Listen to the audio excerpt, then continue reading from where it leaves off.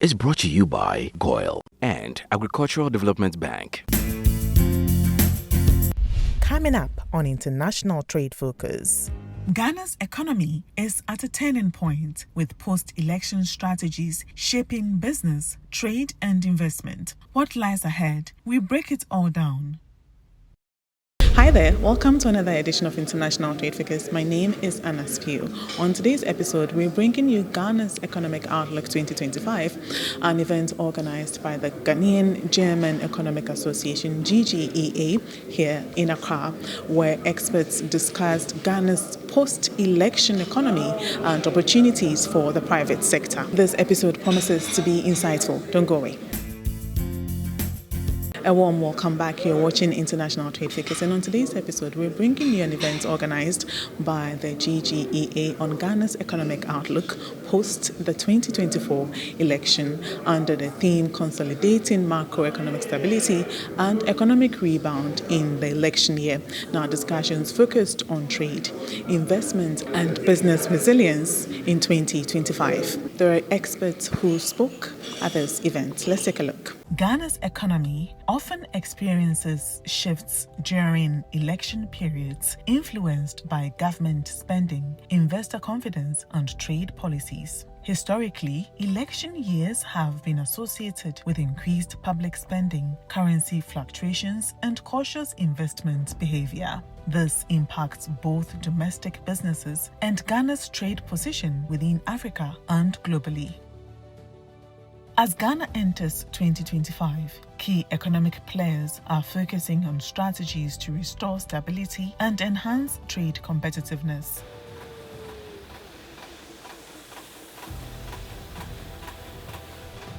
The International Monetary Fund, IMF, projects Ghana's economy to grow by 4.4% in 2025 with an average inflation rate of 11.5%. Additionally, in December 2024, the IMF completed its third review of Ghana's extended credit facility arrangement, noting that growth is recovering rapidly and inflation is declining, though at a slower pace. Ghana's participation in the African Continental Free Trade Area, AfCFTA, presents a major opportunity to boost exports, attract investment, and integrate more effectively into global value chains. However, to fully benefit, policies must focus on trade facilitation, industrialization, and investment infrastructure.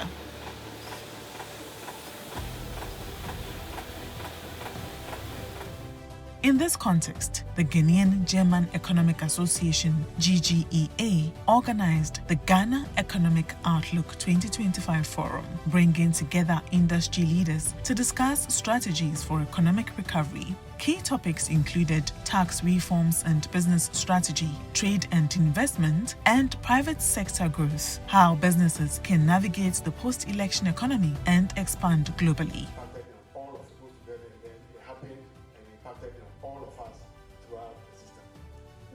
As Ghana looks to position itself as a competitive trade hub, these discussions are crucial in shaping the country's international strategy for 2025 and beyond. The biggest challenge you have is the fiscal, no question about it. Revenue is flat, expenditure is moving exponentially. The difference between revenue and expenditure is the deficit. And when you have a deficit, you borrow. And even though we put a repayment mechanism in place, and the reason for putting that repayment mechanism is that we said we would be remiss to be second time lucky after HIPC. But often we do not put this in that context. That Ghana is a HIPC country, our debt was forgiven.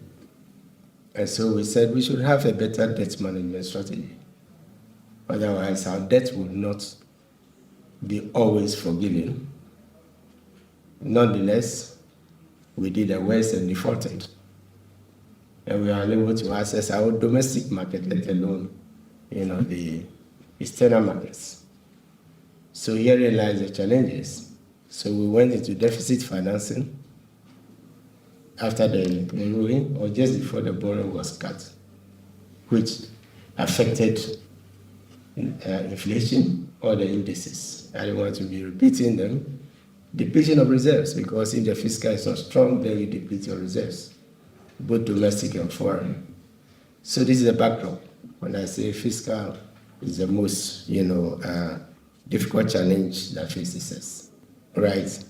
So we are going back into PNDC, ERP, SAP era to rationalize our taxes again.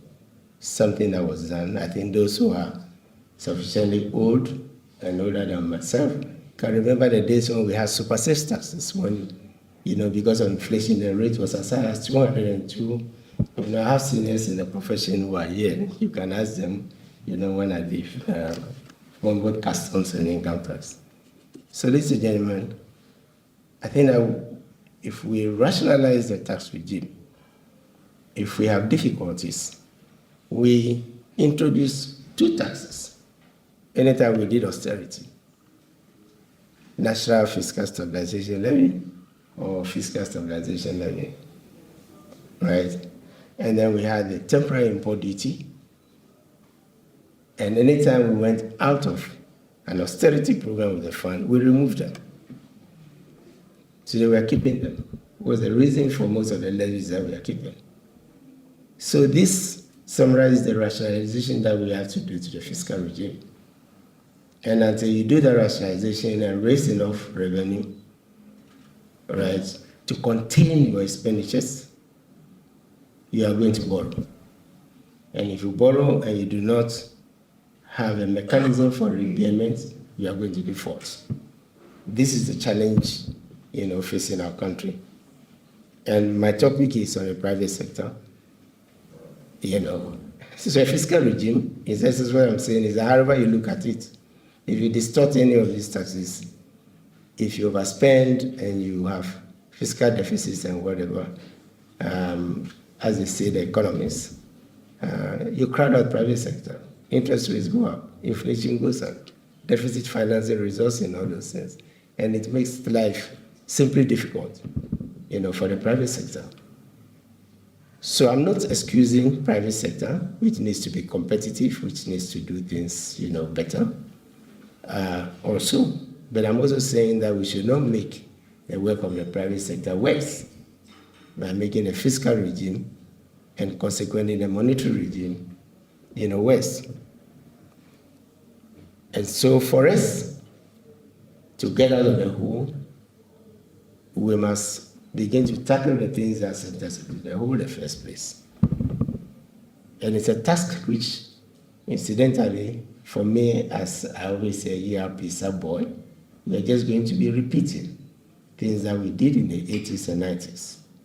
Rationalize the tax regime, to make the four taxes, strengthen them, tax administration, to say that we stopped implementing an integrated domestic tax system, automated, when we had successfully done to agree the ICOMS, which was West Blue, GIFMIS, thanks to Germany, the World Bank, DFID, and others. They were the ones who financed USAID, much of what we should not have stopped many of these reforms.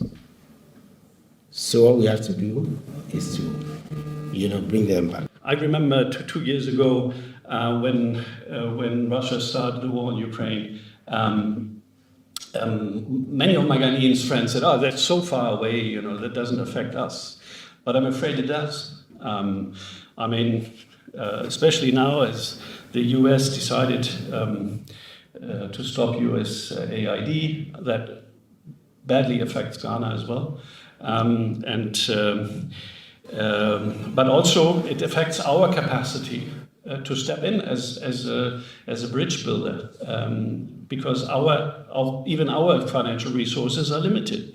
And we are now requested to invest much more into our own defense. We are not talking millions, but we are talking billions, and not for 1 year, but for the next at least 10 years. So this will limit our capacity to to provide financial resources in other fields. So unfortunately, this Russian war is affecting Africa and Ghana in particular quite directly.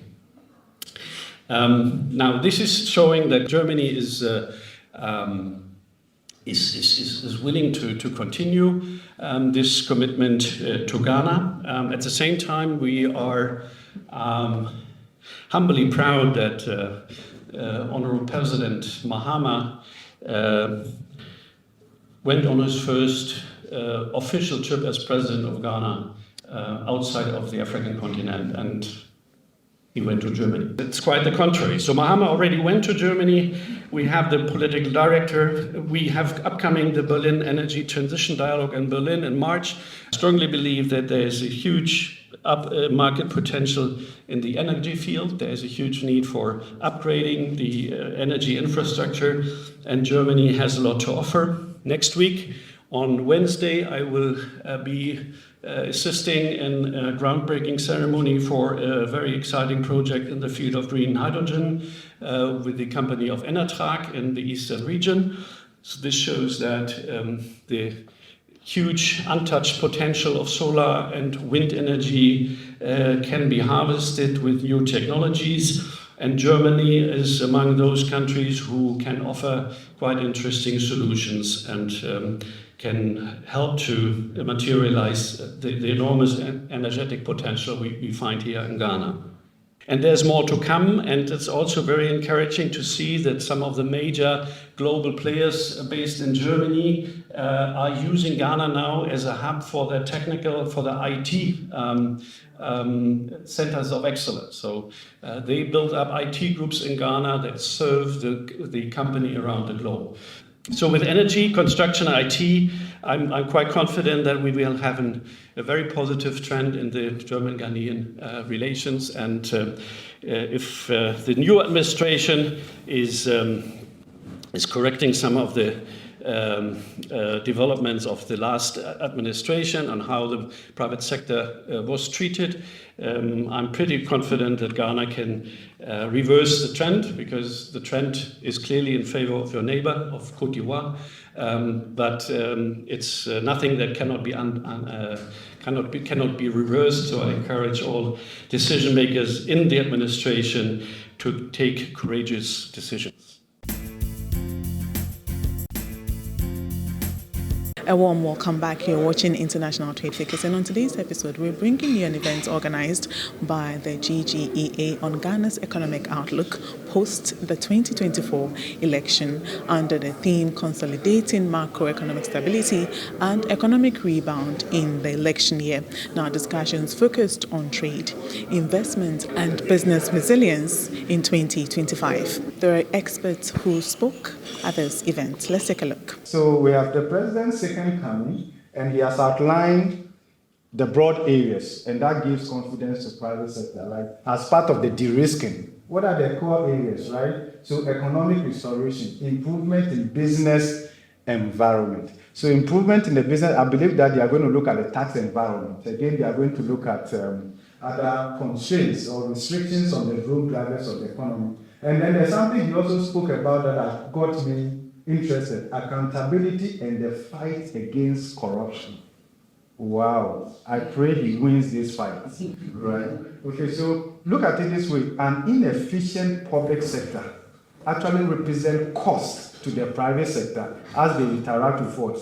The public sector. So if you talk about corruption, there's a demand side, and then there's the supply side. So as others are making the demand, probably private sector is complying with what? That demand. And how do you correct for that corruption you are paying for? You either correct it through higher cost of what? Capital. And for your NPV to be positive, you have to charge higher prices or increase output. If you can't increase output, your next level is what? Higher prices. And that is why in this country, you can set up a deal and charge any price. Now, that is also possible to the extent that there's weak consumer protection regime.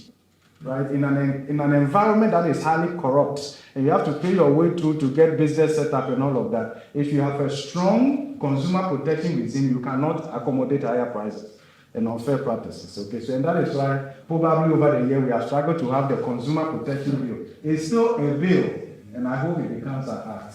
Okay, so resetting the economy through a 24-hour economy, job for all, industrialization, and all of that. Governance, 60 ministers is still quite a number. Investing in people for inclusive growth. And then when it comes to the other side, they are talking about the business environment. We are moving the economy from taxation to production. Wow. Over an eight-year period. So in the campaign in 2016, the opposition campaigned on the fact that they will move the economy from where? From taxation to production. And in their 2017 budget, they did remove a number of taxes, only to send us back to what? Taxation after 8 years. Then the government that took us to taxation in 2016 now campaigns saying they are going to move the economy from where? From taxation back to where? Production. So this is how we have been managing our affairs under this democracy. We wish our political parties well. Good news.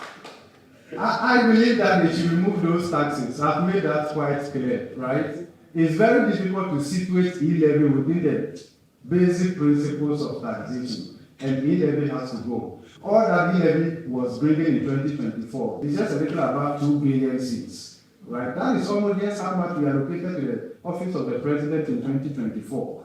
But the actual allocation to the office of the president in 2024 was a little about 2 billion seats, government machine, whatever that is.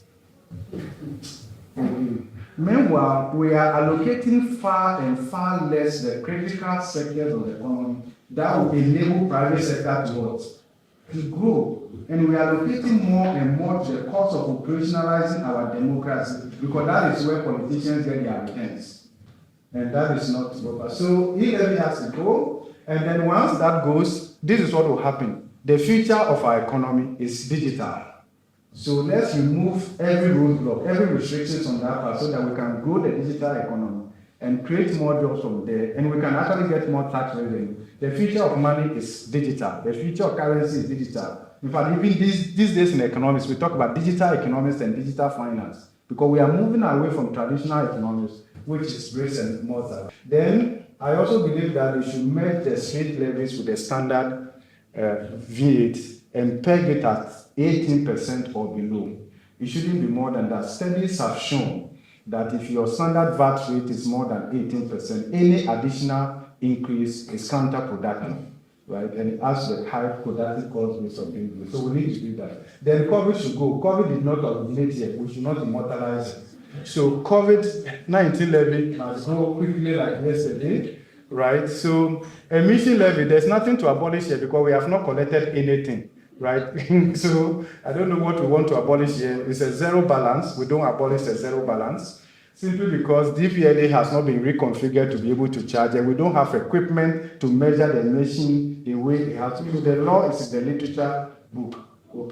Okay, so whilst we are talking about the removal of taxes, the next 3-4 years is also full of taxes because the first structural benchmark under the IMF supported program was to develop the medium-term revenue strategy, which says that we must progressively increase our revenue to GDP ratio to 18.7% by 2027.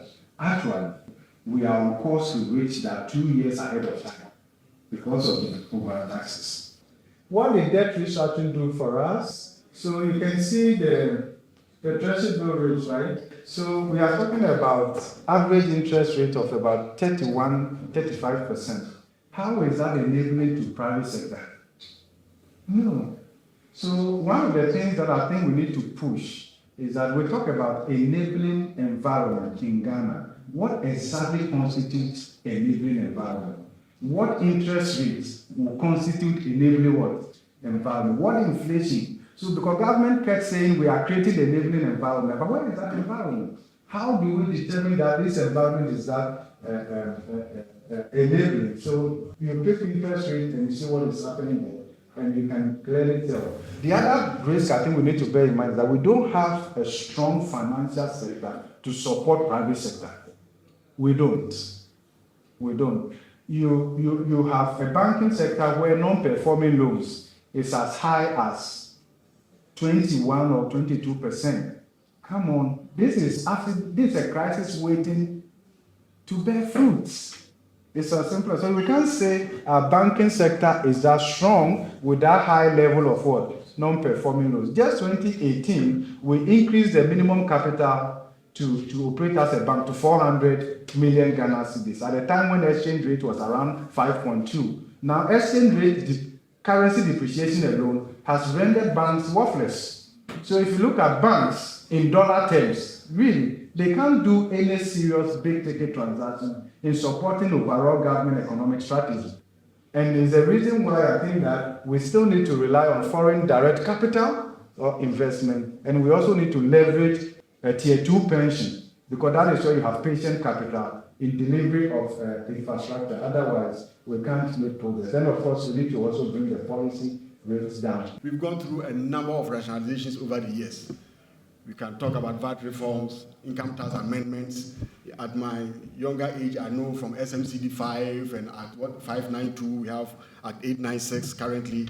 And there are various amendments even to 896. At the last count, we have about 12 or whatever amendments to 896 alone, since it came into effect in 2016. So over the years, we rationalized, and like I said, it's all to either to streamline, to bring something in, or also to shore up our tax revenues. Then, of course, we brought e-levy. Somewhere last year or last 2 years, we brought in the carbon emission levy, which Prof touched on that. Unfortunately, not a single penny has been collected from that levy, but it is a law that is there, and we believe that these are some of the rationalizations that are going to happen. Then, of course, when these things come, we as businesses, we as the population, we also have all our own issues. There are a number of them that we are able to agitate, and then they are shelved. So a number of tax rationalization schemes, and they were shelved. I'm sure we are all aware of the e-levy, the hula baloo that came when the e-levy was first mentioned. So it took its own toll, and I mean, to date, we also believe that some of the challenges that we have that caused the lack of revenue realization by the government was also due to the challenges that we had in Parliament with regard to the passage of the e-levy law. Because there was so much confusion that it created so much negativity in the system, and then we didn't get what we were supposed to get, and then it happened and impacted on all of us throughout the system. Some of the objectives for it is to enhance revenue mobilization. Governments do rationalize the taxes because sometimes they want to ensure efficient generation of the tax system. Prof mentioned that currently our tax to GDP ratio is around 17%. The policy was to aim at 18% or 20%. So I believe that we are getting closer, but then the issue is at what cost? At what cost to businesses, to the economy, to the country at whole, and then also to you and myself standing here. Then also to promote equity. Unfortunately, the equity aspect has become very difficult for our tax systems to meet. So you hear that the few people who pay the taxes continue to pay.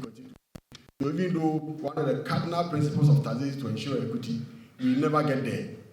We never get it right. And I believe that maybe all of us can help to make, I mentioned also to make compliance simpler. If people understand, if the thing is so transparent, then people then know and are aware and they can comply, and then also they can also understand. The other aspect is also to broaden the tax base. In this country, that is what every government says over the years, broadening the tax base. And the issue is how do we broaden the tax base?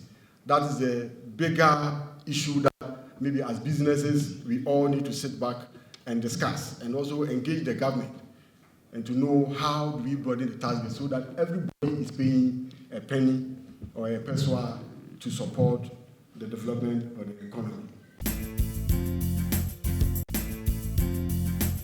Along the sidelines of the events on Ghana's Economic Outlook 2025, organized by the GGEA, I spoke exclusively with some key speakers, including the presidents of the GGEA, about key economic policies, business expectations, and Ghana's position in global trade. Take a look.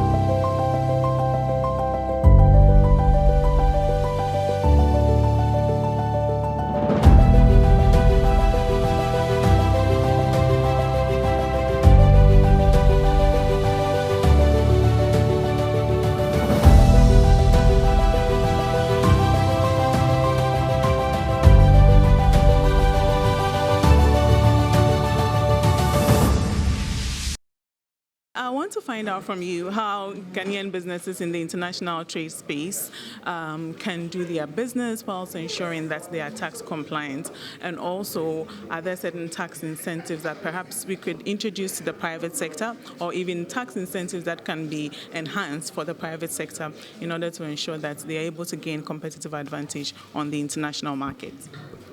Yes, thank you. And yes, indeed, there are quite a number of incentives for private sector, both locally and also in the international space. But for the businesses in Ghana that seek to go out there in the international space, I mean, there are certain specifications that they need to meet. And one, and recently, is the ISO certifications. So, you know, in the international market, you can't just send your goods there. You need to be compliant to certain spheres. So there are quite a number of bodies that certify such businesses. So my advice would be that for some of these companies to get in touch with some of these people like Rainforest Alliance, when they certify you, you will be able to export to the European market, the EU market, and any other things. And then, of course, you will be free, because once they have certified you, it means that you are credible. And what it means that then people will then patronize your goods, and you will do. And then for those who want to go into the international market as well, you know, there is the export rate that is reduced for all businesses that produce or manufacture to export. Their tax rate is not the 25% that everybody else has. They pay a rate of 8% on all their exported products. So that, for me, is one key critical area that they focus attention on. So why look at the local market and pay 25% when you can then go outside there and then also pay tax at 8%? Then besides that, depending on where you are located, so you also need to identify. The government wants to ensure that the whole country is developed in terms of economy, in terms of industrialization, in terms of jobs. So the government has given several incentives to the extent that those who go outside Accra, those who go outside the regional capitals, Kumasi, Takoradi and Co., also have a relief or a tax incentive. A number of them 10%, 20%, even to as far as 50%. So if, let's say, you go up north to probably do Bunkugu or wherever else, instead of paying 25%, you'll be asked to pay 12.5% of taxes. So these are the things to motivate them. So, but then to be able to do that, you need to identify what industry you are in. Government has also devised critical sectors like energy, like power. During the Doomsday days, those who were into power, the IPPs, were giving fantastic policies and incentives to be able to go into those sectors. Similarly, now government is looking to go to power, to go to energy. These are areas that I believe that when these sectors get to engage the sector ministers, engage the regulators, they will also be giving some of these incentives. Some of them are not general. You need to then engage the government. You need to give to them your policy, your plan, your business plan, your strategies and your plan. And then, of course, based on the negotiations, as we all mentioned here, you'll be able to then take advantage of some of those things.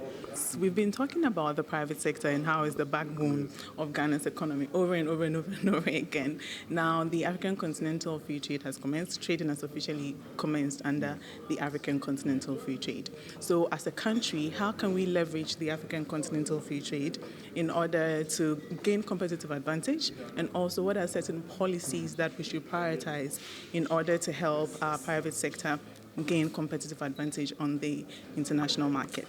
All right, thank you very much. I think look at the African Continental Free Trade as a tournament being hosted by Ghana, because we are hosting the Secretariat.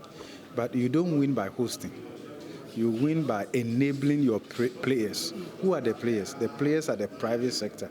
So we are concerned, because when you think about countries like Rwanda, countries even like Benin, Côte d'Ivoire, Togo, they are doing the right things by offering the enabling environment for their private sector to be competitive. We haven't done quite well here. In fact, when it comes to certification for participation, we have certified more companies, but they have nothing to show for. In fact, under the Guided Trade Initiative, how many Ghanaian companies have successfully been able to trade under the Guided Trade Initiative and the rest of them? Look, what we do in Ghana is that we deceive ourselves that the private sector is the engine of growth, private sector-led economic growth. But policy prescriptions does not put the private sector at the forefront. It's like it's a byproduct. If they survive, fine. But so I think that, look, we are talking about an interest rate as high as 30%.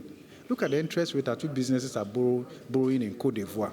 Look at the road expansion in Côte d'Ivoire, quality roads. And look at that of Ghana. Look at our water bodies. Do you know very soon companies that rely on water bodies in Ghana here may have to find alternatives simply because of irresponsible mining, including illegal mining. So if you are a government and you are thinking about private sector-led economic growth, you will not allow irresponsible mining to destroy the environment. Where would the private sector operate? So, and then look at the tax regime we are operationalizing. So on one breath, we talk about private sector-led economic growth, engine of growth. On another breath, or by practice, we are actually killing them. We are actually assassinating, we are eating up their future. And the rest, I think those are the things that we want to see. When we say, I believe in a reset, it's simply because we have done too many things that impose restrictions on the growth drivers of the private sector. I think we need to de-risk that. We need to de-risk the private sector by, first of all, de-risking the macro environment. We need to de-risk the private sector. We need to de-risk the macro environment and make it more enabling. We should be talking about interest rates coming down to below 10% and maturity profile extending beyond maybe 15 years or so. We need to give practical meaning, right? And what that also means is that in the constitution of government, composition of government, we must let private sector reflect to indicate that private sector will lead from within, not only from without. They should not only respond to policy prescription, they must be part of the formulation and the implementation of key policies in that area. That is the way we need to do it. And then which areas? So you mentioned African Continental Free Trade. We need to identify the priority areas where we have comparative advantage, but more importantly, back that with competitive advantage. What data tells us now is that the days of Adam Smith, where we talk about comparative advantage, and they are over. Countries that don't have comparative advantage are creating competitive advantage. And that is what is critical now. And that's why Ghana would import onion from Niger and import tomatoes from Burkina Faso, a desert country, because they don't have the comparative advantage, but they have created a competitive advantage. So that is what we should be doing. How do we create that? Competitive advantage is not given. It's created by intentional policies and reforms that reinforce each other. Yeah, my name is MC Vasnani, the president for the Ghana-German Economic Association, GGEA. And what we do is to try to connect businesses between Ghana and Germany into the country and to grow.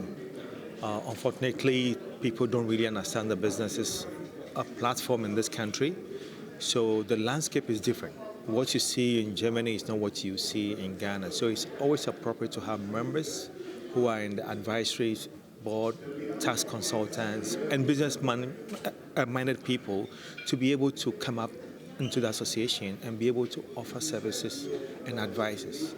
So at such events like today, where we have the honor of bringing in experts in the industry, our members are able to ask questions. So we really encourage people to join us because there are numbers in strength, or they say there's strength in numbers. So the more people we have, the more people. But I think one of the key things is education. If people don't get the education they need in business, we will always continue making mistakes.